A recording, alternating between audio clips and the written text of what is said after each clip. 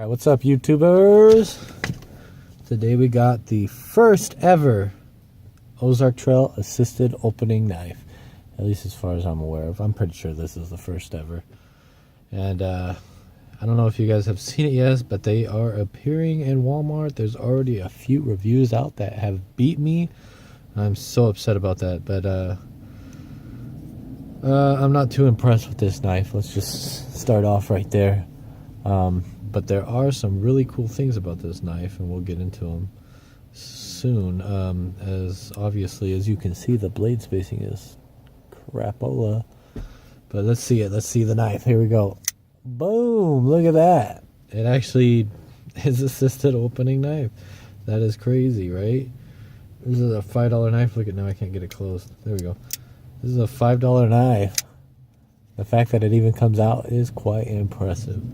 Now, this knife is clunky and finicky, and now I can't get it closed.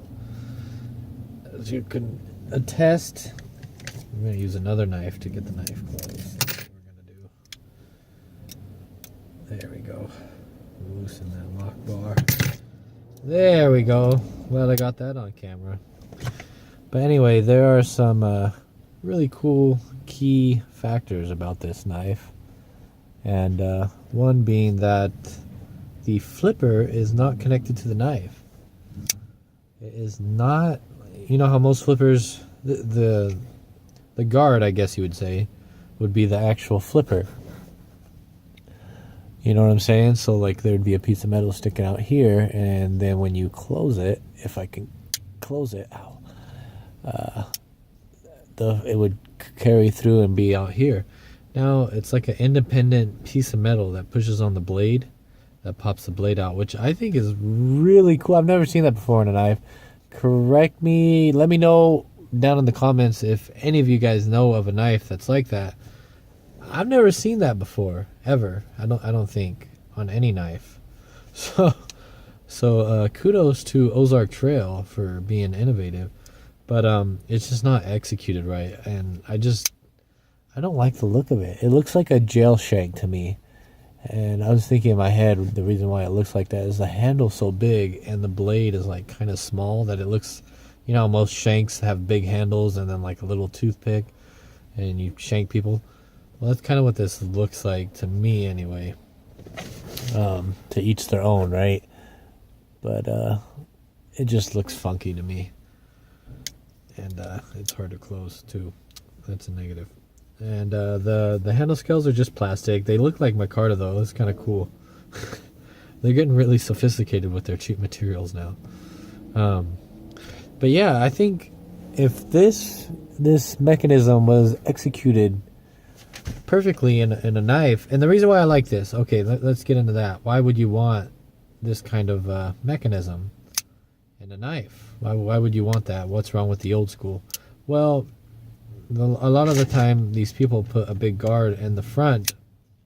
Like on some camping knives, you'll see this part stick down about right here, so it'll have a really large guard, and what that prevents you from doing is like using your knife kind of in the kitchen material. It makes it more of a defense knife because it keeps your hand from going on the blade, but when you go to use it in the kitchen, it won't sit flat because it's hitting this edge.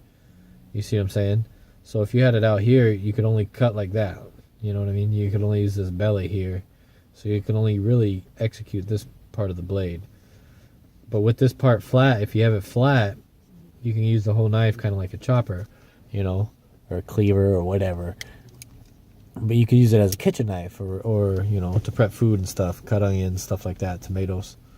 But when you have a big guard on the bottom, it kind of hinders that performance. So this mechanism here kind of keeps it from having a big guard, which I think is interesting. If anyone could design a knife like with this mechanism to really cater towards this being flat, you know, so you can use it as a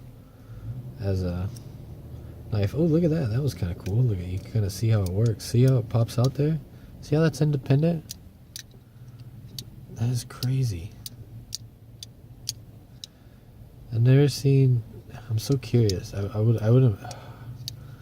I really want to take this apart. If this gets enough likes, I will take this blade apart and we will see how it works. But that is an independent part of the knife. You see that? It's still there. So this is not the flipper here. So that's really cool. I think that's just really cool. Do I think this knife is cool? No. But I really like this mechanic here. And I think if it was tuned a little bit better, maybe on not such a big bulky knife as well. This is a big knife. Look at that. You can't carry that in your pocket. I mean, you could, but geez Louise. I think that'd just be so cool. Correct me if I'm wrong. What do you guys think? You think that'd be? I think that'd be awesome to have this flatter out, because that is the perk to using this back flipper like that, is that you can have a flat piece of blade and without a big guard sticking out. You won't have that on any Kershaw or any flipper knife really that I've seen. Any knife that's a flipper, because the flipper is always connected to the blade. So kudos to Ozark Trail.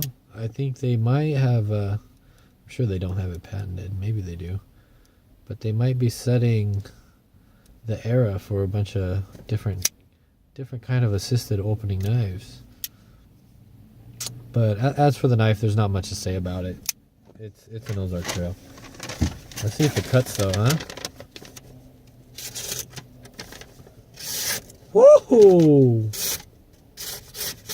Hope this paper ain't important. Probably was. Holy crap. Just a bank statement. Anyways, that's pretty much it. Let me know what you guys think. Peace out.